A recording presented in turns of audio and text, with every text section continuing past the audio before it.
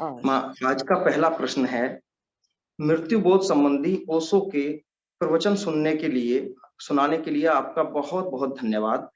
अपने घर पर इसका प्रयोग हम किस प्रकार कर सकते हैं? अपने घर पर इसका प्रयोग करने की एक विधि हमारे पास ओशो छोड़ गए हैं।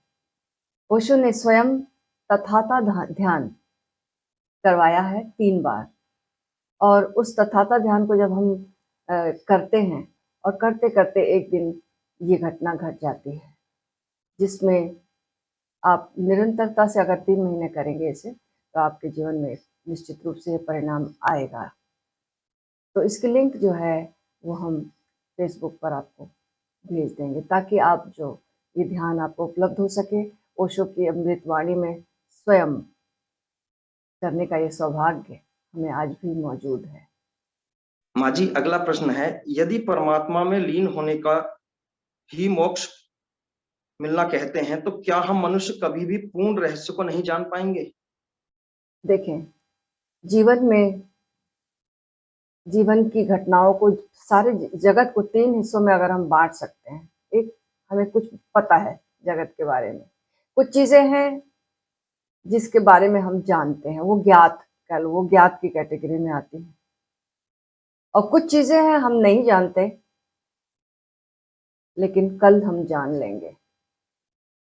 बहुत सारी खोजें, वैज्ञानिक खोजें, जो कि पहले हमें नहीं पता था उसका कारण, लेकिन जब विज्ञान खोजता है और उसका वो खोज से पता चल जाता है कि इसका ये कारण है, ये फॉर्मूला है, ये जो भी ढंग है इसका होने का, ये पता चल जाता है।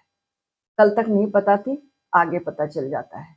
लेकिन कुछ एक ऐसा हिस्सा है अस्तित्व का जिसको हम जितना जान लें उतना ही जानने को शेष रह जाता है। सुकरात बहुत बड़ी ज्ञानी हुए, और जिनका नाम आज तक सबके हृदय में गूंजता है, यूनान के महान ज्ञानी बुद्ध पुरुष। उन्होंने कहा कि जब मैंने जाना तो मैंने इतना ही जाना कि मैं कुछ भी नहीं जानता। जब मैं बचपन में था, बच्चा था, तो सोचता था कि मैं कुछ जानता हूँ, और युवा हुआ तो फिर सोचा कि जानने को खोजता हूँ, और फिर बहुत सारी चीजें जो नहीं जान पाता हूँ, लेकिन फिर भी जानने की एक अकड़ थी। लेकिन जैसे मैं वृद्ध हुआ तो मुझे पता चला कि मैं तो कुछ भी नहीं जानता हूँ। डेल्फी यूनान में एक मंदिर है, और वहां की एक देवी जो कि आविष्ट हो जाती थी, जिन्हें की देवी अज्ञात शक्ति से वो आविष्ट हो जाती थी, और वो जो भी घोषणा करती थी उस आविष्ट स्थिति में वो बिल्कुल 100% सही होती थी। उन्होंने उस आविष्ट स्थिति में घोषणा किया कि सुकरात जो है वो महाज्ञानी है, परम ज्ञानी है। लोगों ने आकर कहा कि डेल्फी की देवी जो है आपके लिए ऐसा वक्तव्य देती है कि आप परम ज्ञानी हो, और आप कहते हो कि मुझसे अज्ञानी कोई नहीं, मैं तो कुछ भी नहीं जानता, मैं इतना ही जानता कि मैं कुछ भी नहीं जानता, तो कृपा करके मुझे ज्ञानी मत कहो। सुकरात ने कहा, डेल्फी ने जो कहा, डेल्फी की देवी ने जो कहा, निश्चित रूप से उनकी सब बातें सच निकलती, लेकिन कह दो कि कम से कम ये बात तो बिल्कुल झूठ है उनकी, मैं ज्ञानी नहीं हूं। जाकर लोगों ने देवी से कहा कि आपकी सारी बातें तो सच निकलती, एक बात गलत निकल गई, क्योंकि हमने जाकर सुकरात से पूछा, और सुकरात ने जवाब दिया कि डेल्फी की देवी से जाकर कह दो कि तुम्हारी ये बात सही नहीं है, मैं कुछ भी नहीं जानता, मैं अज्ञानी हूं। डेल्फी की देवी ने कहा, मेरी एक भी बात गलत नहीं निकल सकती, तुम जाकर सुकरात से कह दो कि देवी ने सिर्फ इसलिए तो कहा था कि तुम महाज्ञानी हो, क्योंकि जो एक महाज्ञानी ही यही बोल सकता है कि मैं कुछ भी नहीं जानता। तो ये अस्तित्व ऐसा है कि हम जितना जान लें उतना ही जानने को शेष रह जाता है, और जब हम जानते हैं तो जानने वाला खो जाता है। ये ऐसा रहस्य है जिसको हम जानते, जिसमें हम प्रवेश करते हैं, तो फिर हम एक सेपरेट नहीं बचते। आप परमात्मा को जानने जाओगे तो परमात्मा हो जाओगे, अब कौन किसको जानेगा। ऐसे समझ लो, एक नमक का पुतला है, और नमक का पुतला सागर की गहराई नापने चला है, और आकर कहता कि मैं आकर बताऊंगा सागर कितना गहरा है। बाकी लोग इंतजार करते हैं नमक का पुतला उतरता जाता उतरता जाता उतरता जाता, गहराई सोचता है बड़ी खुशी में बताऊंगा, लेकिन जैसे जैसे गहराई आती है मिटता जाता है, घुलता जाता है और लौटकर कभी कोई नहीं आता। ऐसे फिर दूसरा भी जाता है, वो भी ऐसा ही गल जाता है, मिट जाता है और लौट नहीं पाता। बहुत लोगों ने इस गहराई को नापा, नाप नहीं पाए, अमाप है ये। और निश्चित रूप से जो इसका जो अनुभव करता है वही परमात्मा हो जाता है। खोजने वाला खोज में विलीन हो जाता है, और तो निश्चित रूप से वो भी रहस्य का हिस्सा हो जाता है उस विराट का। तो अनुभव तो होता है, लेकिन अलग मनुष्य रह के नहीं होता, परमात्मा होकर ही स्वयं का अनुभव होता है। तो आइए। माँ जी, एक साधक जिज्ञासु ने प्रश्न पूछा है, विज्ञान भैरव तंत्र पर स्वामी शैलेंद्र सरस्वती जी तथा माँ अमृत प्रिया जी ने जो ध्यान विधियां कराई हैं और जो प्रवचन दिए हैं, वो मैं अपने लिंक पर अपनी ईमेल आईडी पर कैसे प्राप्त कर सकता हूँ?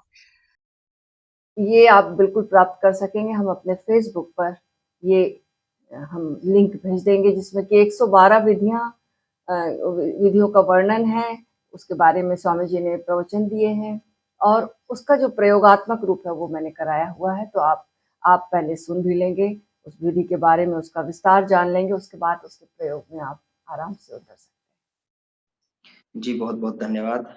माँ जी, एक प्रश्न आया है, हैं।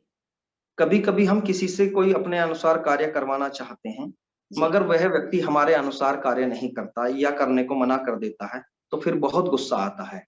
ऐसी स्थिति में हम कैसे अपने आप पर कंट्रोल करें? ऐसी स्थिति में क्या करना चाहिए, क्या क्या कंट्रोल करना चाहिए? आप निश्चित रूप से, दूसरा व्यक्ति यंत्र नहीं है कि आपने बटन चालू कर दिए और जैसे मिक्सी चालू कर दी मिक्सी चल गया, एसी चालू कर दिया एसी चल गया, आपकी मर्जी अनुसार चला, रिमोट दबाया और चल गया। दूसरा व्यक्ति मनुष्य है, आपके हिसाब से नहीं चलेगा वो। 8 करोड़ लोग, 8 अरब लोग जो सारी दुनिया में हैं, और सभी ये चाहते हैं कि दूसरे मेरे हिसाब से चलें और मेरे हिसाब से काम हो, लेकिन ऐसा तो नहीं होता। सब अपने अपने हिसाब से लोगों को चलवाना चाहते हैं, सब चाहते हैं मेरे हिसाब से काम हो, लेकिन ऐसा भाव कैसे हो सकता है? कभी कभी हो जाएगा, सबकी मर्जी से कभी कभी हो जाएगा। तो ये एक समझ पैदा करना होगा कि दूसरे मेरी मर्जी से नहीं चल सकते, क्योंकि दूसरा आदमी व्यक्ति व्यक्ति है, उसकी अपनी स्वतंत्रता है, उसके अपने ढंग है होने के। तो दूसरे का सम्मान करना सीखें, और दूसरा एक एक वस्तु नहीं, एक व्यक्ति है, उसका सम्मान करना सीखें। वो अपने ढंग से चलेगा निश्चित रूप से, कभी कभी आपके ढंग से भी होगी चीजें, और ये समझ पैदा करना होगा। और जब आप कहते हैं कि आप खुद पर कंट्रोल कैसे, आपको गुस्सा आ जाता है इस बात पर, तो दूसरे पर ध्यान नहीं देना, स्वयं पर ध्यान देना है और एक समझ पैदा करना। और उस समय तो कुछ भी मत करना, जिस समय गुस्सा आ रहा उस समय तो बिल्कुल शांत होकर बैठ जाना, और बाद में ही जो भी करने योग्य है वो स्वयं पे करने योग्य है। अपने भीतर जब भी ऐसा क्रोध आए, अब जब भी ऐसी ऐसी खराब स्थिति आए, तो अपने भीतर ही ऑब्जर्वेशन करना है, अपने अहंकार का ऑब्जर्वेशन करना कि मैं अपने हिसाब से लोगों को हाँकना चाहता हूँ, चलाना चाहता हूँ या चलाना चाहती हूँ। वो संभव नहीं है जब हम व्यक्तियों के साथ रहे। हाँ, आप यंत्रों की दुनिया में रह रहे, आप रोबोट ले लोगे, आपके हिसाब से चलेगा, मनुष्य नहीं चल सकता। धन्यवाद माँ जी। माँ जी, एक साधक पूछते हैं, विस्तीर्ण ब्रह्म को जानने वाला मृत्यु के पार मृत्यु को जीत लेता है, बिंदु ब्रह्म को जानने वाला अमृत को उपलब्ध होता है। क्या छांदोग्य उपनिषद के इस सूत्र का प्रमाण ओशो के जीवन से भी मिलता है? हाँ, बिल्कुल मिलता है ओशो के जीवन से। जब ओशो ने सुना कि उनके जीवन में हर 7 साल बाद मृत्यु की घटनाएं जो है वो दोहराएंगी, तो जब 14 साल के वो हुए, पहले 7 साल में तो उनके नाना की मृत्यु हुई और उन्हें वो जो अनुभव हुआ, उस समय तो उस उसको वो मृत्यु का उस समय एक्सेप्टेंस नहीं, लेकिन उसके बाद जब 14 साल में जो मृत्यु आनी थी, वो स्वयं मंदिर, एक बड़ा जराजीर्ण मंदिर है गांव में, वहां जाकर उन्होंने एक इंतजाम कर दिया कि दिन में एक बार उन्हें जो है उनकी देखरेख हो जाएगी, भोजन मिल जाएगा। बाकी 7 दिन तक वो ऐसे ही लेटे रहे और मृत्यु का इंतजार किया उन्होंने, कि उन्होंने सोचा कि जब मृत्यु आनी ही है तो देखा जाए, फिर इससे बचना क्यों, जो चीज अनिवार्य है उससे क्या बचना, देखा जाए और अच्छे से जाना जाए इसे। और वो पूरे प्रयोग को वहां आराम से बिल्कुल लेटे रहे और मृत्यु की प्रतीक्षा करते रहे। इस प्रतीक्षा में उनके भीतर शरीर सुन्न होता गया, सांस बिल्कुल धीमी होती गई। उसके बाद कभी कभी चींटियां भी चढ़ रही हैं, सांप भी गुजर रहे हैं, और लेकिन उन्होंने सोचा कि जब मैं मर ही गया तो मरने के बाद तो चींटियां आएंगी, मरने के बाद सांप भी गुजरेगा, या मृत्यु आनी है तो इसी उससे आनी होगी, मत सांप गुजर रहा शायद यही काट ले। उन्होंने कुछ भी नहीं किया और उन्होंने पाया कि एक अचानक शरीर के पार शरीर मर चुका है और फिर भी कुछ जीवित है। मृत्यु बोध उन्हें वहां पर हुआ कि शरीर मरने के बाद भी मैं तो जीवित हूँ। वो उनको अनुभव हुआ।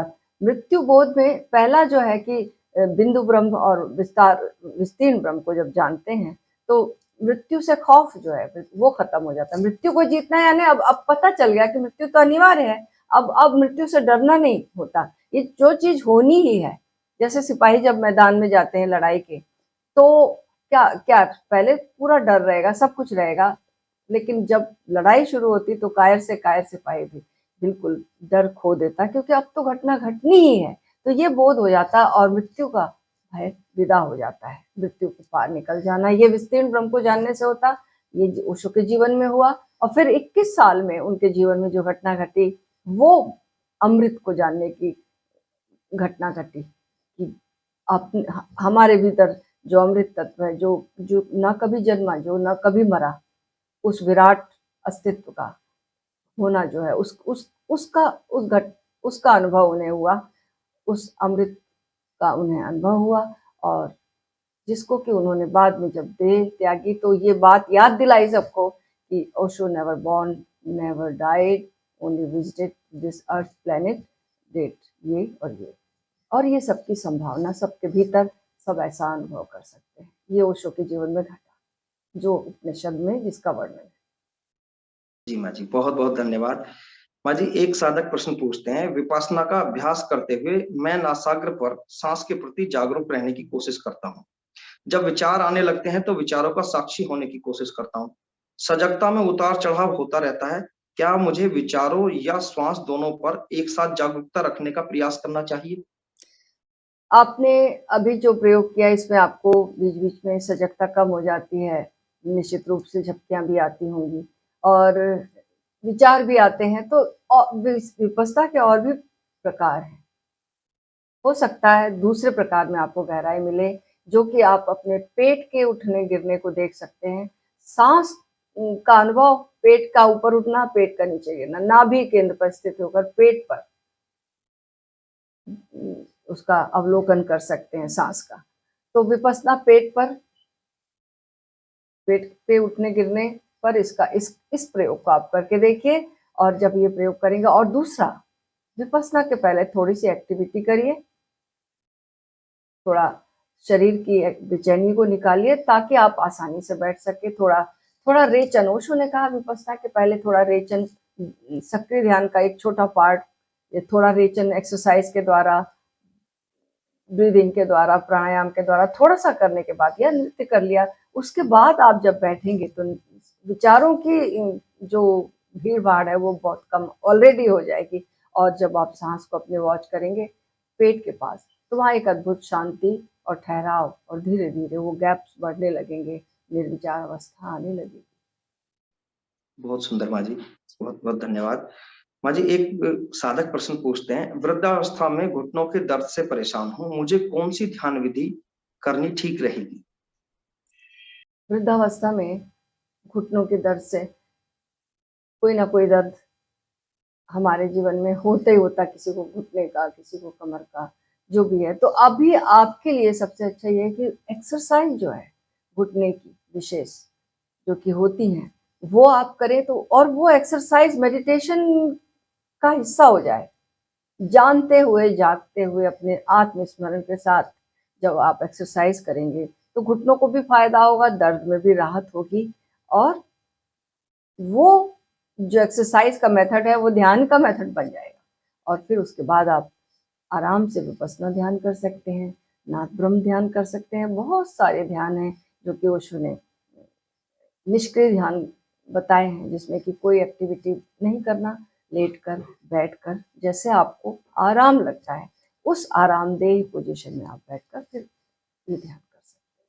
तो जो चीज बाधा है वही सहयोगी हो सकती है, जो दर्द है, बाधा है घुटनों का, वही रास्ता बन सकता है हमारे ध्यान का। जी, बहुत सुंदर माँ जी। माँ जी, एक साधक पूछते हैं, इस साधना शिविर के छांदोग्य उपनिषद के इस सूत्र को समझाने की कृपा करें कि जो विशाल है वही अमृत और सुख स्वरूप है, जो लघु है वही मरण धर्मा और दुख स्वरूप है। क्या यह समझ दुख से सुख की ओर ले जाएगी? हाँ, समझ जो है जीवन में बहुत बड़ी क्रांति लाती है। सारी क्रांतियां जो हैं समझ से, आत्म क्रांति भी जो उत्क्रांति है वो भी समझ से, समझ पहला स्टेप है। लेकिन समझ एक बीज है, याद रखना। और बीज को अगर हमने ऐसे ही छोड़ दिया तो कुछ भी नहीं होने वाला। अब बीज को जमीन में गड़ाएंगे, उपयुक्त खाद पानी देंगे, व्यवस्था देंगे, तो फिर अंकुरित होगा, पेड़ बनेगा, फल लगेंगे। तो ऐसे समझ एक बीज है, इसको ध्यान की भूमि देनी पड़ेगी। और जब इसे ध्यान की, इस समझ को ध्यान की भूमि मिलती है तो जीवन के अनुभव का अंग बन जाती है। फिर वो जब हम समझते हैं तो हम कि ये जीवन में जो भी चीजें मर्त हैं उनसे, जब हम उनसे लघु जो है उसमें सुख नहीं है, ये एक समझ हो गया। तो निश्चित रूप से हमारे भीतर ये समझ, हमारा जो आग्रह होगा लघु नहीं, अब जो विशाल है उसको खोजें। और उसको खोजने के लिए ध्यान की भूमि और ध्यान की भूमिका ही चाहिए। इसके अलावा केवल शब्दों से नहीं खोजा जा सकता, शास्त्रों में नहीं खोजा जा सकता, अपने भीतर ही उस विशाल को, उस विराट को खोजा जाना होगा, बाहर नहीं, भीतर। तो इसलिए इस समझ की शुरुआत को, इस समझ के बीज को वृक्ष की संभावना देने के लिए, जीवन का हिस्सा बनाने के लिए ध्यान की भूमि दीजिए। जी माँ जी, बहुत बहुत धन्यवाद माँ जी। माँ जी, एक साधक पूछते हैं, रास्ते में बहुत सारी चींटियां रहती हैं, हम अक्सर कार में या पैदल यात्रा करते हैं तो इस तरीके से बहुत सारे सूक्ष्म जीव हमसे मर जाते हैं, हम इस पाप से कैसे बच सकते हैं? अब देखिए, जब हम इस दुनिया में रहते हैं तो सांस लेने से भी बहुत सारी चीजें, जीवों का नाश होता है। हम सांस ही ना लें ऐसा तो नहीं संभव है। लेकिन पाप कब है? जब हम कोई काम मूर्छा में करते हैं तब। और दूसरी बात, हम इंटेंशन हमारा क्या है। मान लो हम चल रहे हैं और अनजाने में कोई जीव हमसे दब जाता है, तो ये पाप नहीं हुआ, हमने जान के मसला, ये पाप हुआ। हमने मसलने का मजा लिया उसको, ये हिंसा और ये पाप हुआ। तो अस्तित्व जो है आपके एक्शन को नहीं, आपके इंटेंशन को देखता है। तो आपका इंटेंशन तो बड़ा करुणापूर्ण है। निश्चित रूप से ये प्रश्न इसलिए उठा। हाँ, जितना अवेयरनेस से चल सके, जितने अवेयरनेस से हम, अवेयरनेस जितनी हम बढ़ाएंगे तो हिंसा को कम कम कर सकते हैं। लेकिन फिर भी बहुत सारी चीजें हैं जो जो हिंसा के बिना हो ही नहीं, कुछ ना कुछ तो हिंसा होगी। इवन जब हमारी संवेदनशीलता बढ़ेगी तो हम पाएंगे, एक समय ऐसा आएगा कि इवन आप बगीचे में जाओगे तो सब्जी, हम जो सब्जी खा रहे हैं वो तोड़ना भी मुश्किल हो जाएगा। तो हिंसा तो हमारे जीवन जब तक रहेगा तब तक कुछ ना कुछ होती रहेगी। पर हमारा इंटेंशन क्या है, वो इंटेंशन पवित्र है तो अस्तित्व यही देखता है। आपके एक्शन को नहीं देखता, आपके इंटेंशन को देखता है। तो कोई पाप नहीं होगा। अगर आप चल रहे हैं रास्ते में, कोई चीजें अगर पड़ी हैं और कोई उपाय ही नहीं है, तो हाँ, आप जानबूझकर बच सकते हैं, बचा सकते हैं चीजों का। आप अपनी अवेयरनेस बढ़ाइए, अपनी संवेदनशीलता बढ़ाइए, और जो कुछ आप बेस्ट कर सकते हैं वो रक्षा भाव बढ़ाइए दूसरों की रक्षा के लिए। जी माँ जी। माँ जी, एक साधक मित्र पूछते हैं, आउट ऑफ बॉडी एक्सपीरियंस, सूक्ष्म शरीर की यात्रा अर्थात एस्ट्रल ट्रेवलिंग का अनुभव नहीं हो पाया है, इसलिए बहुत तनाव में हूँ, मैं अब क्या करूँ? ऐसा भी सोच सकते हैं। देखिए कि आप बहुत तनाव में हैं इसलिए एस्ट्रल बॉडी एक्सपीरियंस नहीं हो पाया। जब भी हम तनाव की अवस्था में रहेंगे तो ध्यान का कोई भी अनुभव नहीं हो सकता।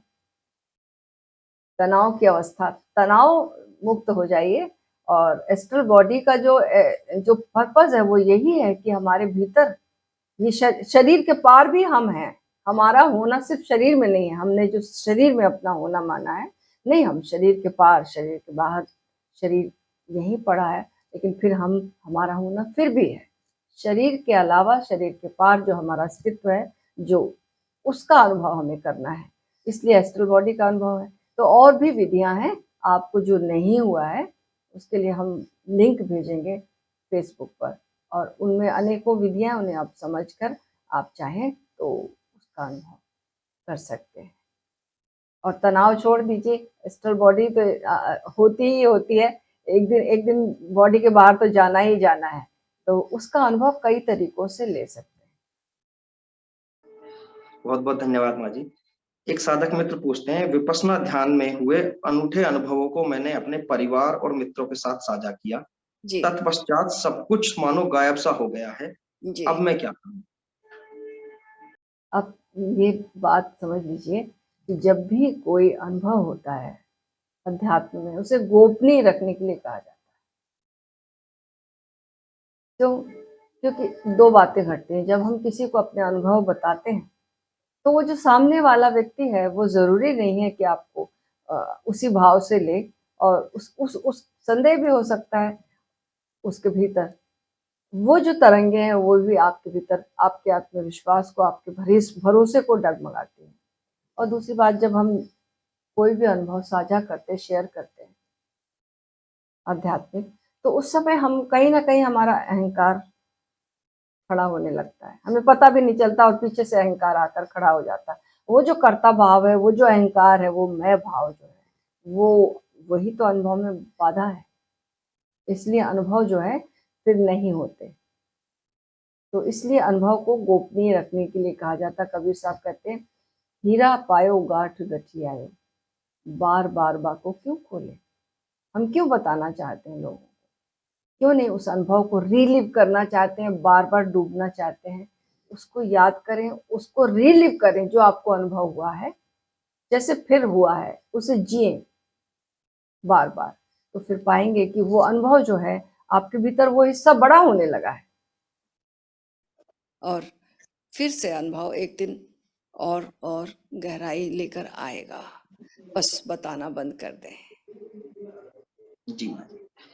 माँ जी, आज का अंतिम प्रश्न है, बुरे लोग अक्सर एकजुट हो जाते हैं लेकिन अच्छे लोग एकजुट नहीं हो पाते, ऐसा क्यों है? ऐसा अस्तित्व की कृपा है, इसलिए ऐसा ही है। क्यों? क्योंकि नानक की कहानी याद करो। नानक एक गांव में गए, वहां पर बहुत बुरे लोग थे, बहुत ही दुष्ट थे, बहुत ही उन्होंने तकलीफें दी और बहुत ही अपमान किया, अपशब्द बोले, सारी असुविधाएं दी जो दिया जा सकता था नानक को। नानक जब चलने लगे उस गांव से, तो उन्होंने उनको आशीर्वाद दिया, बोला कि तुम ये बस्ती बस जाए, आबाद रहो। और फिर उसके बाद दूसरे गांव गए, और वहां दूसरे गांव जाकर वहां बहुत ही अच्छे लोग थे, बहुत ही प्रेमी और बहुत ही श्रद्धालु और बहुत ही परमात्मा के प्यासे लोग थे, बहुत अच्छे लोग थे, एक दूसरे की प्रेम में थे। और पूरा गांव जो था बड़ा ही सहयोगी था, बहुत नानक के साथ बैठे, डूबे, ध्यान की गहराइयों में गए। और जब वो चलने लगे वहां से, तो उन्होंने कहा तुम बिखर जाओ, ये बस्ती बिखर जाए। तो मर्दाना साथ में था, आपने ये क्या किया? वो दुष्ट लोगों को कहा कि तुम एक साथ आबाद रहो, यहीं रहो, और इनको कह रहे बिखर जाओ, उजड़ जाओ, ऐसा क्यों? तब नानक ने कहा कि वो दुष्ट एक जगह रहेंगे तो अच्छा है, जगह जगह जाएंगे तो दुष्टता फैलाएंगे, और ये अच्छे लोग जो हैं अगर बिखर जाते हैं, एक एक अच्छा व्यक्ति कहीं और चला जाता है, तो अच्छाई फैलती है, अच्छाई इसी विधि फैलती है। तो ऐसी ही व्यवस्था है। अच्छे लोग जो हैं वो एकजुट नहीं होते, उनका बिखरा रहना ही ठीक है।